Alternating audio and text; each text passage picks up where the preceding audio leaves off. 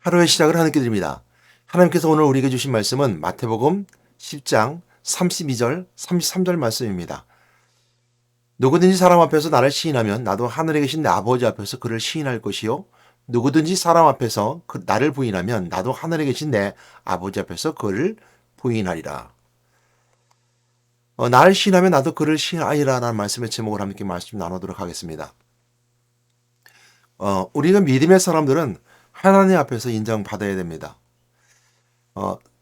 사람들은 인정받고 싶어 합니다. 사람들은 사람들에게 인정받고 싶어 합니다. 세상에서 인정받고 싶어 합니다. 그래서 명예욕이 생기는 것은 인정받고 싶은 욕심이, 그 욕망이 크기 때문에 인정받고 싶어 하는 겁니다. 또 사람은 사람에게 인정받음을 통해서 즐거움을 누리기도 합니다. 가장으로서 집에 가족들이 인정해 줄 때 정말 행복하겠죠. 또 사회생활에서 직장 생활에서 직장 상사나 또한 나의 동료들로부터 일 참 잘한다라고 인정받으면 얼마나 좋겠습니까? 그에 반면에 여러 가지 볼 수 있겠지만 세상에서 여러분들을 부인한다면 얼마나 슬프겠습니까? 가정에서 여러분들을 가장으로서 아니면 여러분의 어머니로서 또한 여러분들이 집안에 있는 책임자로서 가족이 부인하고 사회가 부인하고 직장에서 부인한다면 얼마나 서글프며 얼마나 고통스럽겠습니까? 그래서 혼자 홀로 모든 걸 감당하고 스스로 잘못된 선택의 길을 걸어가는 사람들도 있습니다. 저는 이런 분들에게 먼저 하나님으로부터 인정받으십시오라고 권면드리고 싶습니다. 사람은 영적 존재이기 때문에 하나님으로부터 인정을 받으면 내 영의 기뻐함을 통해서 삶도 일상생활도 바뀔 수 있습니다. 즉 가치관이 바뀌는 거죠.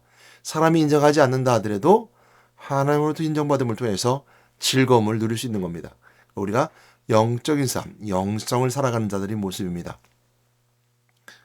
오늘 본문에서 말씀하고 있는 것처럼 우리는 하나님 앞에서 인정받아야 되는데 저는 두 가지를 여러분 말씀드리고 싶습니다. 첫 번째, 은혜의 보좌 앞에 나와 믿음을 가지고 인정받으십시오. 예수를 그리스도 믿는 믿음의 사람들은 하나님 앞에 나가는 자세가 은혜의 보좌 앞에 담대히 나가게 되어 있습니다. 우리 힘으로 할 수 없으니까 성령의 도우심에 따라 담대함을 허락하시며 그 담대함을 가지고 은혜의 보좌 앞에 나가는 것이죠. 예수를 그리스도로 믿는 믿음의 사람들에게서는 하나님 만날 수 있는 자격이 주어졌고요. 또한 하나님 앞에 나갈 수 없는 존재, 은혜 앞에 나갈 수 없는 존재, 즉 구원받을 수 없는 존재가 예수 그리스도를 만남을 통해서 하나님 만남을 통해서 죄를 용서받고 은혜의 보좌 앞에 나가신 담대함을 허락받았습니다. 또 은혜의 보좌 앞에 나간 자들에게는 하나님께서 승리의 기쁨으로 함께 계시는데요. 왕이신 그리스도를 선포함을 통해서 이 땅에서 승리자의 삶을 살아가게끔 우리로 성령의 도우심에 따라 성령의 역사심에 따라 성령의 충만으로 인도하심을 통해서 왕 대신 그리스도의 권세로 살아가게끔 해줍니다. 이것이 바로 세상상 승리자의 삶을 살아가는 겁니다. 그러나 반대로 하나님 앞에 나갈 수 없는 은혜의 보좌 앞에 나갈 수 없는 자들이 어떤 자들이겠습니까? 심판대 앞에 서는 자들입니다. 하나님의 은혜의 보좌 앞에 나가는 것을 부인하는 자, 또 하나님 앞에 나가기를 싫어하는 자, 이런 사람들은 우리가 두 번째 심판의 보좌 앞에 나가게 되어 있습니다. 예수 그리스도 믿는 믿음의 사람들은요, 이 심판대 앞에 서지 않습니다. 모든 만물이 다 이제 끝날 때 됐을 때, 종말의 때가 되면 하나님의 공의로움이 실현되는 거죠. 처음 시작했던 하나님의 의로움, 우리를 통해서, 인간을 통해서 행하시고자 했던 것들이 마지막 때는 그 의로움이 성취되고 완결되는 겁니다. 그것이 바로 심판, 죄를 심판하시는 하나님. 그러므로 마지막 심판대 앞에 섰을 때 그는 죄를 심판하기 때문입니다. 의인은 심판대 앞에 서지 않아요. 은혜의 보좌 앞에 있던 사람들은 그 은혜 속에 들어갑니다. 새하늘과 새 땅에 들어가게 되고요. 인생의 때의 삶을 살아가면서 은혜의 보좌 앞에 나가지 못하는 자들, 또 은혜의 보좌 앞에 나간다 말하면서도 참 그리스도를 만나지 못함을 통해서 은혜 가운데 있지 못하는 자들은 불신자라고 말하기도 하고요. 타락한 자라고 말하기도 하며 거짓의 왕 마귀로부터 붙잡혀 있는 자들입니다. 이들은 자유함이 없습니다. 이들은 마지막 때 마귀도 심판대에 쓰지만 마귀는 지옥불로 떨어지지만 마귀를 따르는 많은 거짓 선자뿐만 아니라 많은 사람들은 심판대 앞에 쓰게 됩니다. 그리고 심판대 앞에 섬을 통해서 지옥불에 떨어지게 되는 거죠. 그러면서 우리 한 말씀 볼 수 있는 것이 어떤 말씀이냐면 계시록 3장 5절 말씀인데요. 이 말씀을 통해서 볼 수 있는 것은 바로 생명책이라는 말씀입니다. 이기는 자는 이와 같이 흰옷을 입을 것이요 내가 그 이름을 생명책에서 결코 지우지 아니하고 그 이름을 내 아버지 앞과 그의 천사들 앞에 시인하리라. 이기는 자는 이와 같이 흰옷을 입는다 그랬습니다. 그러니까 심판대 앞에 쓰지 아니하고 생명책에 기록된 사람들이 바로 이기는 자인데요. 내가 그 이름을 생명책에서 결코 지우지 아니한다 그랬습니다. 예수 그리스도를 믿는 자, 통해서 하나님 만나는 자, 예수 그리스도를 믿는 자들에게는 생명책에 기록되는 것이고요. 그것은 결코 지우지 아니할 뿐만 아니라 그 이름을 내 아버지 앞과 예수님께서 아버지 앞과 그의 천사들 앞에서 시인하리라. 그러니까 하나님 앞과 천사들이라는 것은 하나님은 보좌에 계시고요. 천사들은 하나님의 일을 수행하는 자들. 그래서 성경에 보게 되면 천사들이 나타나게 될 때 하나님 뜻을 전해줄 때 천사들이 나타났었죠. 또 우리에게 있어서는 우리를 돕는 천사들을 보내심을 통해서 우리를 도와주기도 하셨습니다. 그래서 그 천사들, 일하는 일꾼들, 또 하나님 앞에서 예수 그리스도가 친히 보증서 주는 거거든요. 내가 이 사람은 보증서 줍니다. 시인합니다. 하나님을 나의 이름으로 하나님을 만났던 사람입니다라고 예수님이 친히 보증서 주는 것입니다. 이것을 우리가 다른 말로 예수 그리스도 이름으로 그 이름의 권세로 예수 그리스도가 그 이름의 권세 가진 자들에겐 마지막 때 보좌 앞에서 하나님 앞에서 이를 시인하고 이들은 심판대에 서지 아니하고 생명책에 기록된 대로 하늘과 새 땅에 들어가는 것이죠. 그러므로 우리가 이 말씀 속에 있을 때 생각해 볼 것은 뭐냐면 사람 앞과 하나님 앞을 동일시하고 있다는 것에 있습니다. 근데 동일시한다고 해서 그 공간과 시간 아니면 그 있는 사람과 하나님의 관계가 동등하다라는 그런 관점이 아니라요. 여기는 예수 그리스도라는 중재자가 있습니다. 그러니까 예수 그리스도가 사람들 앞에서 너희들이 예수 그리스도를 고백하면 시인하면 나는 예수 믿는 사람이에요 라고 사람 앞에 시인하면 나도 너희들을 하나님 앞에 있을 때 내가 너희들을 시인해 줄 것이다. 그러나 너희들이 사람들 앞에서 나를 부인하면 나는 예수를 몰라요. 나는 알지 못해요. 라고 부인하면 나도 마찬가지로 하나님 앞에서 은혜의 보좌, 하나님 앞에 심판대 앞에서 하나님 앞에서 너희들을 부인할 것이다. 모른다. 그러면 심판대 앞에 쓰게 되는 겁니다. 심판대 앞에 쓰을 통해서 그 죄의 형량에 따라 지옥에 들어가서 고난과 고통 가운데 있게 되는 거죠. 그리고 우리가 은혜의 보좌 앞에 나간 자들은 생명책에 기록된 대로 기록되어 있을 뿐만 아니라 그 상급에 따라 새하늘과 새 땅에서 누릴 수 있는 은혜가 있습니다. 우리는 이렇게 고백해야 됩니다. 예수는 그리스도입니다. 그리고 살아계신 하나님의 아들이라고 고백해야 됩니다. 이것은 예수님께서 가장 듣기 좋아하셨던 고백입니다. 물론 우리가 기도할 때 주님이 가르쳐주신 기도를 통해서 하나님 만나는 그 기도를 할 수 있겠지만요. 예수님이 기뻐하시는 고백, 그것은 바로 주를 그리스도로 고백하고 시인하는 겁니다. 그러나 이 고난은 이런 시인한 자들에게 따라오게 되어 있습니다. 너희 형제들도 동일한 고난을 당하느니라 라고 말씀하심을 통해서 예수를 그리스도로 고백할 때 그 고난이 다가오게 되는데 너만 당하는 고난이 아니야. 누구든지 사람은 인생을 때를 살아가는 사람들에게 있어서는 예수를 그리스도 고백하는 사람들은 고난 당하게 돼 있어. 마귀가 주는 시험이 있습니다. 그리고 하나님 주시는 시험이 있어요. 우리가 동일하게 성경에서는 기록하고 있습니다. 그러니까 테스트라는 영어 본문과 템테이션이라는 단어와 이렇게 똑같이 시험이라는 단어로 기록하고 있는데요. 템테이션은 이제 시험이 아니라 그 템테이션은 미혹입니다. 그러니까 마귀가 주는 시험은 미혹하는 겁니다. 넘어뜨리는 거죠. 그러니까 하나님 주신 시험은 그 잘 통과하면 좋은 성과가 있고 열매가 있습니다. 그 하나님께서는 우리에게 고난 주신다고 하지 않습니다. 우리를 시험하사. 그 시험 테스트입니다. 그러나 우리에게 당하는 고난은 마귀의 미혹을 통해서 당하는 고난이고 사단이 대적자를 통해서 당하는 고난입니다. 사단은 우리 주변 사람의 환경과 여러 가지 상황 속에서 우리를 고난에 빠뜨리게 됩니다. 어떤 자들에게 예수를 그리스도라고 고백하는 자들에게, 예수를 사람들 앞에서 시인한 자들에게 고난이 당하게 되어 있습니다. 그러나 성경이 분명히 우리가 말씀하시는 것처럼 우리가 시험 당할 쯤에 피할 길을 여사 우리가 넉넉히 이길 수 있는 능력 우리에게 주셨다 그랬습니다. 우리가 넉넉히 이길 수 있는 힘이 우리에게 있다는 거예요. 그러니까 마귀가 주는 시험은 얼마든지 우리가 이길 수 있습니다. 물론 예수님께서 주시는 시험은 우리가 능히 항해할 수 있는 것이고 능히 감당할 수 있는 것이고 넘어서면 큰 축복과 열매가 있는 것이죠. 그러나 마귀가 주는 시험은 우리가 넉넉히 이길 수 있을 뿐만 아니라 예수 그리스도 이름으로 이길 수 있는 능력의 권세가 있습니다. 이것이 바로 예수 그리스도가 우리 주신 왕의 권세입니다. 예수님께서 십자가 못 박혀 죽으시기 전에 빌라도 앞에 가서 빌라도가 물어요. 내가 정말 왕이냐 물어요. 그럼 물으면은 빌라도는 그런 의미가 있었을 것입니다. 내가 정말 정치적으로 유대인들을 이끌고 이 로마라는 나라를 전복시키기 위해서, 다시 말하면 쿠데타를 일으키든 네가 역도가 되어서 이 나라를 엎으려고 하는 왕이냐라고 물어봤을지도 모릅니다. 그러나 예수께서는 그런 왕이 아니라 내 말이 옳도다 라고 말씀하시면서 본인이 왕이심을 이렇게 분명히 밝히십니다.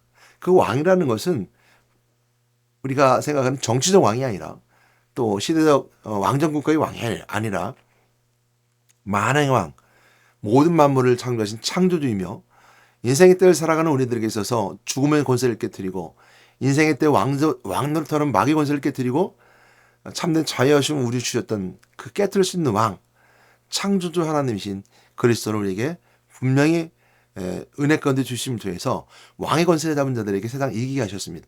그럼 우리가 어떤 당하는 환난과 고난이 있다 하더라도 왕의 권세를 이길 수 있으며 영적인 환난과 고난, 귀신의 핍박 속에, 귀신이 들어오는 곳 속에서도 영적으로 마귀가 우리를 미혹하고 넘어뜨리는 그 여러 환경 속에서도 이길 수 있는 것은 왕신 그리스도 권세 선포할 때 이길 수 있습니다. 이것이 우리가 누릴 수 있는 구원의 은혜입니다.